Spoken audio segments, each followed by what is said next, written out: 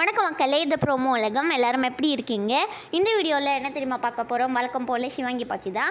சிவாங்கி வந்து இன்ஸ்டாவில் இன்றைக்கி வந்து அக்கம் பக்கம் அப்படிங்கிற ஒரு பாட்டு தான் பாடியிருக்காங்க. இது வந்து ஜிவி பிரகாஷோட ஒரு பாட்டுன்னு நினைக்கிறேன். ஏன்னா சிவாங்கி வந்து அவங்கள தான் டேக் பண்ணியிருக்காங்க. நீங்கள் எல்லோரும் நம்ம சிவாங்கி வந்து பாட்டு பாடி போட்டிருந்ததை பார்த்தீங்களா இல்லையான்னு சொல்லி மறக்காமல் கமெண்ட் செக்ஷனில் சொல்லுங்கள்.